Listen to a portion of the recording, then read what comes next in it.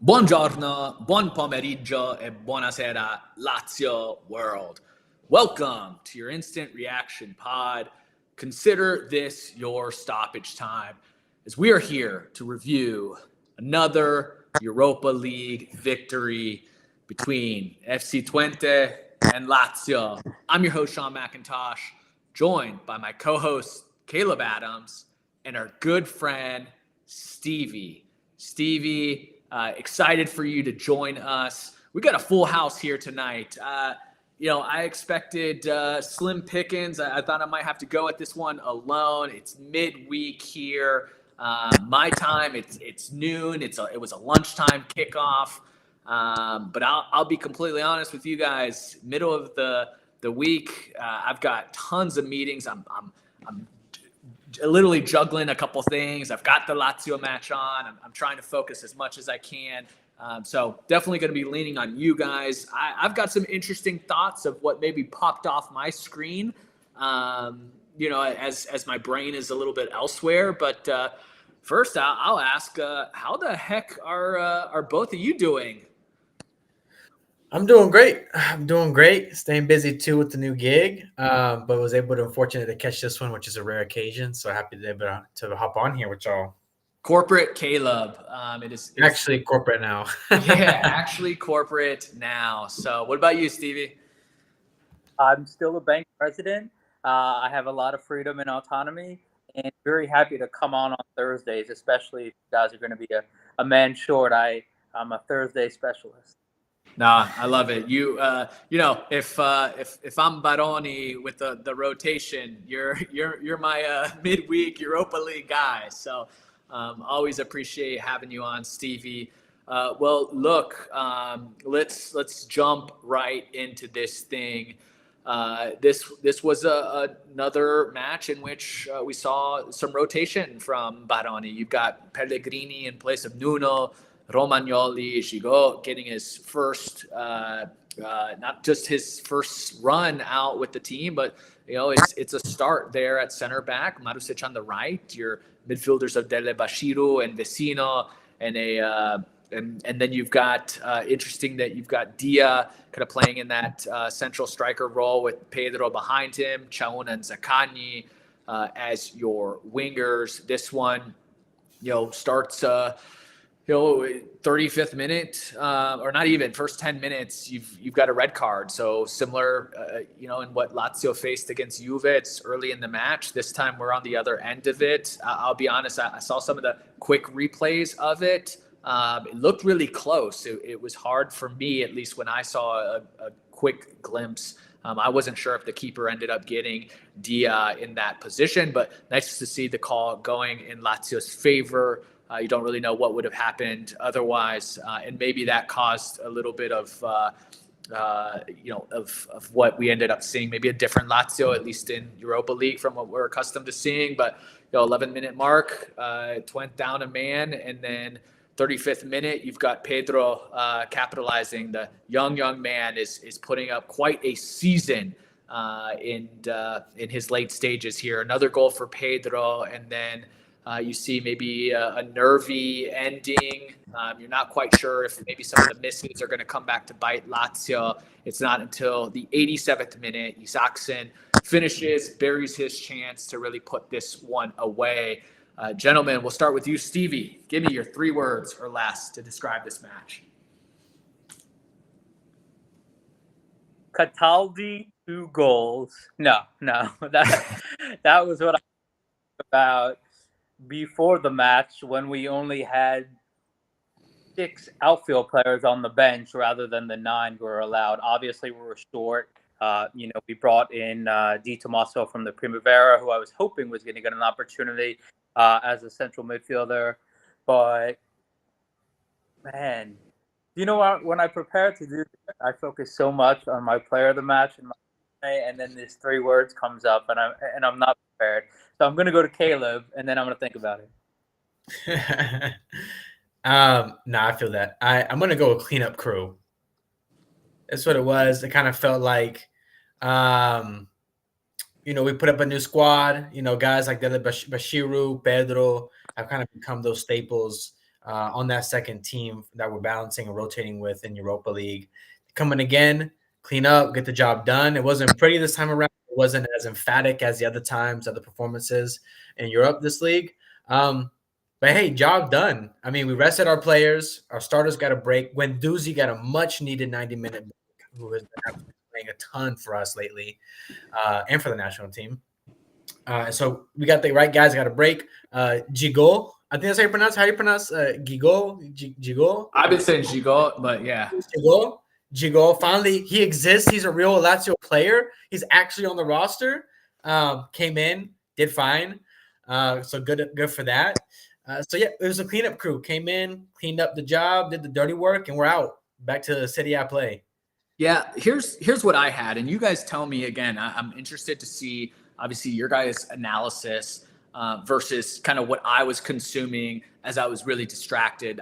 I couldn't finish anything because it seemed like every time I was kind of turning on the screen, I would see opportunities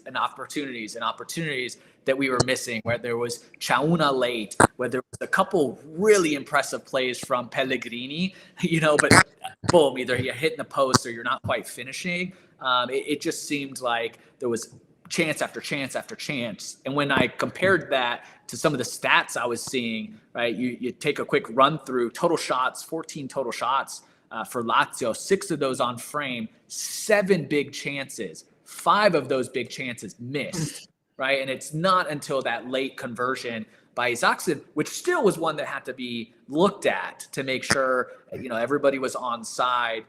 It just seemed like, that lack of clinical finishing was a bit off today.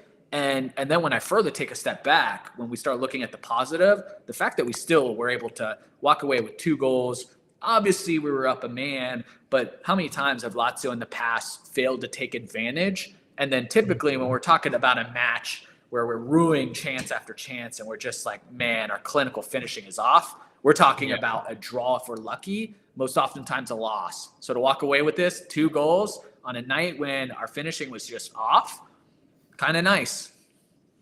Yeah, 100%. You're exactly right. That we did miss a ton of chances. This could have easily been a 4 or 5 goal game, no problem. But yeah, totally right. I agree with that. Well, just to look, I don't know, Steven, did something spark anything in you that maybe hit home on what you thought about this match? For 3 words, I would now say Pedro, because easily has surpassed last season's goal total, and it's just been remarkable. He's not. There are a couple of opportunities where I thought had more chances where the final ball wasn't great, and we talked about the finishing not being great. But when you create enough chances, good things happen, and we created enough. XG was close to 2.5. Their XG was 0.2. So, we can have no complaint. 9 points through 3 Thursday matches is remarkable. When we scored the second goal, I think that because obviously these old-time misters know more than we do, right? Is this going to come back to cost us like season? Was there a reason there was, so much pass on Thursdays where now even if a player is not starting or Zaccagni's only playing 60 minutes, the squad is so small, will we be able to do this all season long? Yeah, no, it's a good question, but look, you take a live look at the Europa League standings, and there are some big clubs playing in this tournament, and right there at the very top is our beloved Lazio, sitting there with 9 points and 3 wins, completely undefeated, 3 wins, no draws, no losses, goals forced. We are at 9 goals for, and only one other club, Galatasaray, sits equal with us in goals forced. Here's the kicker, because we know we've talked about all the goals scored and how fun that's been and what a turnaround. This is what's impressive to me. How many goals do you think we've conceded in 3 matches? 0. Oh, 1. dang. 1 goal. Right. 1 goal. It is remarkable. Our goal difference of 8 stands atop the entirety of Europa League. In fact, the closest team to us is Tottenham, and their goal difference is 5. So it's a very clear margin for us. To be able to go ahead. And real quick, and the squad value is probably way higher than ours. Absolutely. And the wage bill is way higher than ours. And the rotation has been a bit of a mix lately. However, again, we're also doing this with rotating our defense. We played a brand new center back today. Boom, started him out the gates. Yeah. So shout out to Baroni, who, let me add this stat real quick because a lot of credit for this goes to Baroni. He becomes only the 3rd manager in Lazio history to win each of his first 3 games in European competitions. The only other 2 who did that were Dino Zoff in 93-94 and Simeone Inzaghi back in 2017-18. Amazing. He's the 3rd manager to do that. So Great Baroni company. joined some great company. Well, here's another thing, Caleb. I'm glad you brought up, again, another center back pairing. We talked about Romagnoli and how important he was last match. But who's that stand-in fixture for us? You got the rotating cast of center backs, but who is there every single time? Romagnoli is that one consistent. So, while obviously, we can be frustrated maybe in a bit of a dip, but he's in there. He's the guy that has to deal with new bodies, new faces, new ways of communicating, different styles, and he's a player that's obviously by and large been very consistent for us. So it leads me to player of the match. Who, Caleb, you kick us off with this one. Who'd you have as our player of the match? Yeah, I'm actually going to go with Pellegrini. I know Pedro's getting a lot of the goal. Pedro's getting a lot of the glory right now. But I thought he had a really great game. It's difficult to judge because it is a man down. However, a lot of our chance creation, a lot of our danger stemmed from Pellegrini. He has some nice chances that he missed. I mean, I don't judge him too hard for missing those. Was solid defensively, did his job, played, the full 90. Put in a good shift, continues to perform well in Europa League and be reliable. So, we're kind of in a spoiled position right now because I think both Tavares and him are playing at a good level, and being able to swap between those two, between the competitions is a real luxury. I love that you said Pellegrini because, again, for me is a little bit skewed. That's who I had. And because every time I was turning on the screen, I was turning my head to watch the match. He's either involved in the attack. It's a couple of missed chances. There was one where I was like, man, what is this, prime Ronaldo? Like, he was, chipping the ball over, and then he has that little shot. And I was like, if he scores that is a wonder goal. And then there was some moments towards the end of the match where he was making some fantastic tackles and blocking some shots. I was like, again, we're talking about a player who couldn't get on the field. And you and I are banging our heads last year going, I don't know. Look, man, I'm willing to concede. Maybe in training he must be completely off the mark. But when he comes into matches, and nobody's saying he's the best left back in Serie A, but what we were seeing was a player that was more than capable. And today was just another match where you look at it and you say, like, he's pretty good. I think he's not even just capable. I think he's a player that has turned out to be a pretty good player. And just looking at his stats today, again, just defensively, he had 11 duels won. Wow. 9 out of 12 he was on ground duels. He was 2 for 2 in aerial duels. Like, that's a player who you're thinking about his strong suits. You're not always thinking about defensively, and it was a very sound match from him in that area. Stevie, who do you have this year? Go ahead. Okay. No, go ahead, Stevie. Let's hear it. Your player of the match. Also Pellegrini. Stunned. It was his best match in 3 for 3 by far. Yeah. Because I was going to ask you, Sean, who was your other?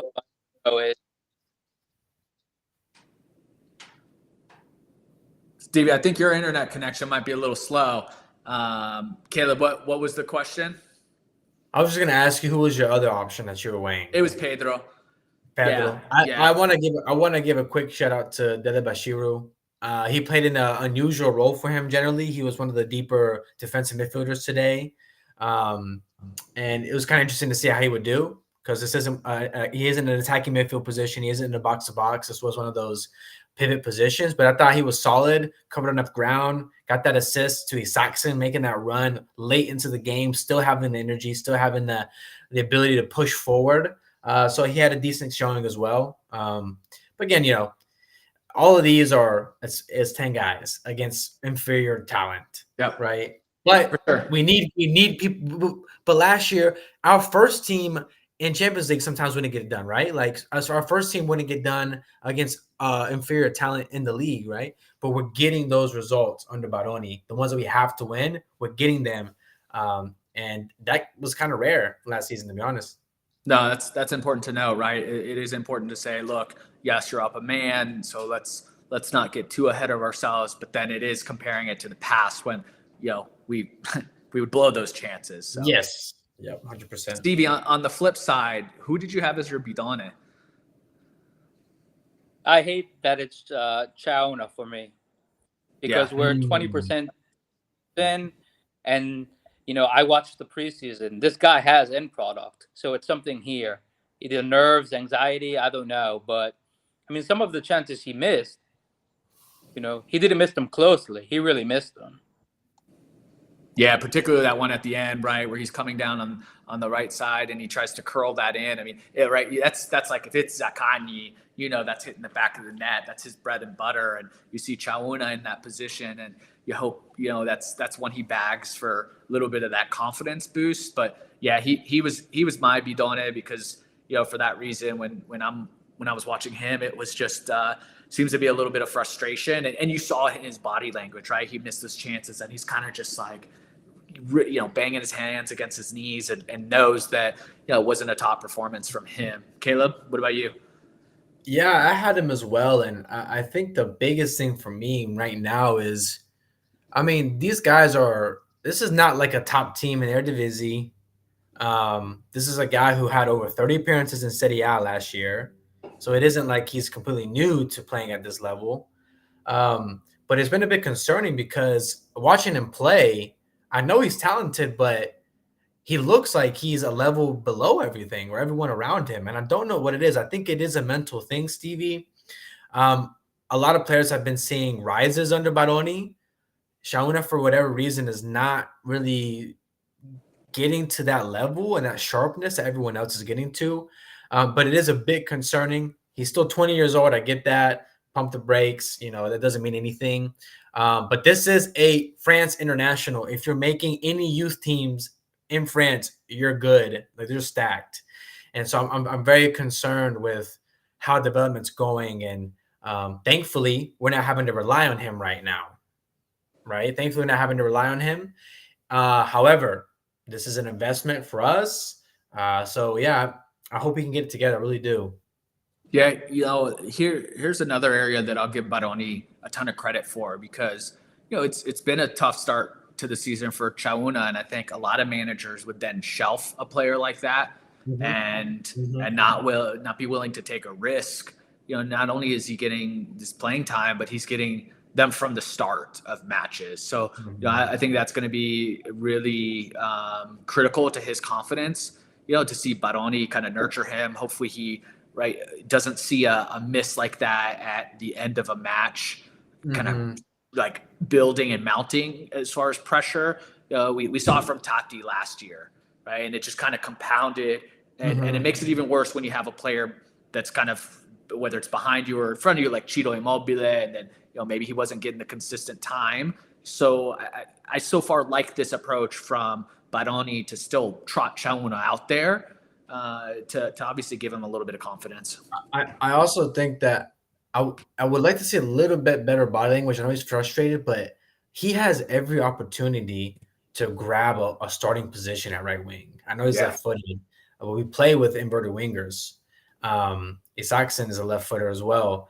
And Isaacson is kind of the guy right now. I think he's the guy because he's been the most okay, not even because he's been top tier. I still think that right wing spot is completely up for grabs for Noslin and Chauna. And Chauna, in my opinion, should be 100% just licking his lips about this opportunity. And he gets a chance to come in. He has a chance to make an impact, really show Baroni that, hey, I can deliver. Because that right wing spot is up for grabs, in my opinion. For me, Saxon is not the lock. He's only there by default because the guys behind him are just kind of been pretty meh or not good. Yeah. Here's a question I'll pose to you guys. A little bit of forecasting, and I want to know your prediction, because I think it's a great point about that right wing position. It's still kind of a toss up. Nobody's completely locked it down. Stevie, by the end of the season, who is our starting go-to right winger? Do you see it as Isaacson? Do you see it as Noslin? Do you see Chauna turning it around? Or is there somebody that, I don't even know? Is it, some crazy move to Dia, or a player maybe in January yet to name? No, I think it'll be Isaacson. I mean, you say how the first season can very often be a transitional season. So maybe we expect that for Chauna. Obviously, Isaacson didn't have a lot of opportunities last year, but he didn't deserve a lot of opportunities. So, we see him playing well with his national team. He scored once in the league for us, now once in Europe. So I think it'll be the player. Caleb, you said you watched a lot of Noslin last year for Verona. Didn't he primarily play centrally, yes? He did. And then his secondary position was out wide. It was about a 65-35 split between striker and winger position last year. So for us this season and in the preseason, I've only really seen him centrally. So I don't know how he would be as a wide player. As at the beginning of the year, I still think Nelson's going to earn that spot. I still think he's the best option available when everyone's at their best. Isaacson brings a lot of benefits as well, like his natural position. But Nelson had a good goal record. I mean, he contributed to nearly 10. I think he had 10 goal contributions in only half a season of playing in Serie A. His first year in Serie A, not even year. It was his first 4 months.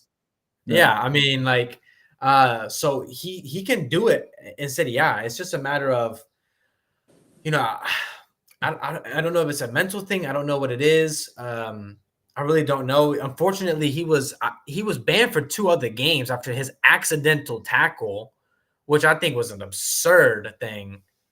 You don't agree, Stevie? I don't think it was accidental. I don't think it was accidental either. It was this. I mean, right? Yeah.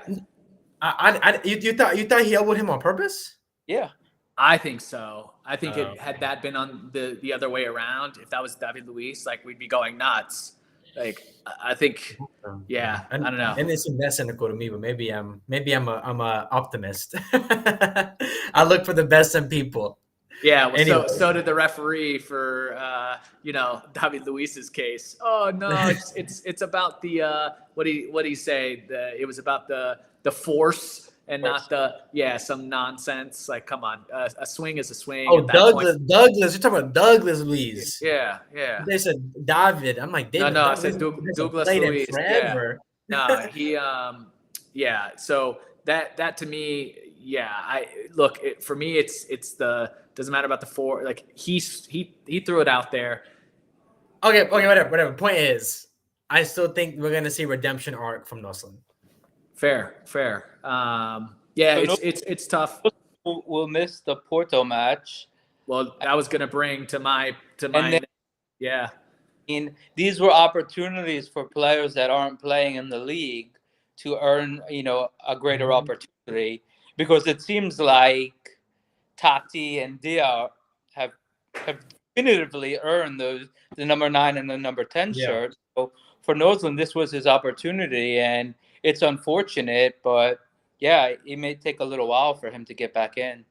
Yeah, and it's just dependent on the performances we see. If Isaacson and Shauna kind of, up and down, I'd say Isaacson, we've kind of seen a little bit of consistency. It's not to the level that, we want to see, but he has been a bit consistent. Obviously adds a goal today to help him out. But, what's nice to see is that I think we are in a rhythm where we now understand what Baroni's going to do. We understand the lineups he's going to throw out. We understand how he's going to balance Serie A and Europa. And that may change once we get to the knockout rounds. But for now, I think we go into this understanding what we're going to see. And it's a critical point in the season. We now enter a phase in the season where these small stretches you can look at and realize how they're going to impact the entire season. So when I look at the upcoming matches for us, we've got a host of Serie A fixtures before we even get to this big matchup against FC Porto. You got Genoa, Como, Cagliari, and then we've got Porto, and then you've got Monza, Bologna, right? You've got these more than winnable matches. This massive opportunity to really pile up some points before we get to a really tough part of the schedule where you start facing top opponents. You've got I think just looking at it real quick ahead, I was looking at this yesterday. We played Napoli twice. Yeah, you've got Napoli between Coppa Italia and league matches. So December goes Napoli in Coppa Italia, Napoli league play, Ajax, Inter. I say break, but Lecce sometimes can cause problems. But you got Lecce, then you got Atalanta and the Derby. So it's this stretch right now has to be maximized. I mean, we're talking no drop points because December is hell. And so if you can just get that confidence, start racking up the points, especially during this time of season when it seems like every team ahead of us has not really played that well, except for maybe Napoli, right? And which is also both frustrating and hopeful because we're playing really well. I don't know about you. We're all pretty happy with how we're playing. And then you look at the table and you're like, well, damn it, how are we still in 7th? And all these other teams kind of. I'm looking at Juve, their match yesterday, and then match against us. I'm like, these guys suck. And then Milan's not playing that well, and Inter's not playing that well. So, what do you guys think about this stretch coming up? I think you're spot on, man. I think these are the games you have to win, have to build up points. Those matches against the bigger teams may feel significant, and like those are the real deciders, but they're not. The reality is they're not. These matches against Inter, that's not the decider at the end of the year. Yes, it may make a difference in like whether you're one place up or one place down, but you have to win and earn these 3 points across these other teams. And those points against the big team, those are bonus ones. That's how you should approach it. Okay, we can beat an Inter, we can get a point, and San Siro, right? Like that's a bonus. But these we have to win. Our squad is healthy. We're going to get some break from Europa League. No excuses here. Need to win these games. From the Genoa, Como, Cagliari, Monza, the next 4, I was talking with a friend on Monday or Tuesday. I can't remember because I'm old. And I asked him if he would be happy with 10 points from 12. So 3 wins and a draw. Would you be happy with that? I mean, yeah, look, my head says like that's probably that's really good, because you're always going to slip up, particularly us. But that schedule turns hellacious. Like, I will add too, I would be okay with that, all things considered. If we can get 4 games to get 3 wins, 1 draw, I'm okay with that. I'm definitely happy. I do think that we're seeing a lot of bigger teams also drop points. I don't think it'll be the end of the world. No, for sure. But because we are sick, even Inter had dropped some points early in this season. I mean, these smaller teams, they're giving a lot of the bigger sides tough games, some really tough games. So I'm okay with that. That's realistic. But these are absolutely winnable. Yeah. Yep. No, for sure. I think it's the minimum. The table is very compressed. Yeah, it's very compressed. But we only have 13 points from 8 matches. So is it realistic to expect 12 from the next 4? I don't know. Part of me looks at the top 4 and thinks 95% sure that's going to be the top 4 at the end of the season, even though the table is very compressed. And, those Struns on the other side of town are only 3 points behind us. and they're in crisis, and we're doing great. So I just want to be realistic. For sure, but it does take a little bit of context, right? If you look at it, right, Juve, okay, right, another match that we're screwed. That Milan match, another one where if somebody's making the calls that they should be making, there's a couple handballs, there's an opportunity there. So I look at some of these and say, yes, the point total, okay, but there's a bit of context, the way that we're playing, and so. If we just play the way we've been playing, then there's no reason that we can't be demanding a little bit more. Yeah, and also keep in mind, like this is also a new coach. I mean, I'm genuinely surprised we've been as good as we have. I fully expected to come in. It'll be a slow start. I'm not saying we're off to an electric start, but I think our start has been better than I anticipated. Having Baroni come in, his first sort of gig of this sort of this level. A ton of roster change. The core of Lazio is completely gone. I mean, the core for the past, 6-7 years. So I would like to think we're only going to improve. Yep. In theory, that's how it's supposed to work, right? You start a little slow in the beginning and you improve as the year goes along. There's more familiarity, better chemistry between the side, belief. I think we can improve, and if we improve, I don't think top four is so far off, particularly from a Juve that even though they're getting a ton of praise, yes, they've been great defensively, they look very lackluster in the attack. I mean, very lackluster, very. Patrick says it best right here, and really the point that I was trying to illustrate. Like, yeah, we can be a little bit disappointed in our point total, and I know I am. Again, you look at it and you're like, how the hell are we only in 7th? But if you just take a step back and think about how we're playing and maybe how we got screwed in some games, we're worth more than the points that we got. And back to what Stevie was saying about, is it realistic to expect 12 points? I think it's realistic to believe that we can absolutely get 12 points. I expect us to maybe draw one of those two. Yeah, that's a fact. Yeah. We need to be getting 12 points. Can we absolutely do it? Yes. Will we? It's for sure. No, for sure. We can get unlucky. We can outplay one of these teams and get a red card. So yeah, let's say our goal obviously is to come out of there and be happy with if it's 10 or 11. But yeah, we gotta maximize it. I think we're all on the same page. This point is critical to maximize the point totals because it's going to be an insane stretch in December. So. Any final words from you, Stevie? I would just tell everybody I'm a little older. Just enjoy it because, when we were talking about taking things in context, the context is that Lazio is going to get screwed by the FIGC. Okay, we see in the Europa League this season, our opponents have 2 red cards in 3 matches. In the league, we've got 1 in 8.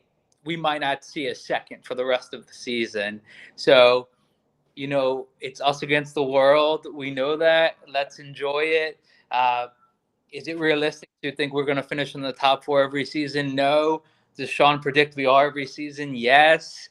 But no, come on. I think I had us at like 7th, to be fair. Dang, throwing the shots at him, bro. No. Look, you're right. Obviously, we've things have been in our favor in Europa, and Lazio's taken advantage of it in a big way, and it hasn't just been skating by from these games. So, it's good to see. Let's enjoy the ride. It's been a whole heck of a lot more fun than it was last year. We'll be here to cover it. Appreciate our guest Stevie for joining us. We'll be back, of course. With our upcoming match against Genoa on Sunday, 7 a.m. for me. Our friends on the East Coast, 10 a.m. We will see you on Sunday. Make sure you like, you subscribe, you follow us, and above all else, sempre Forza Lazio.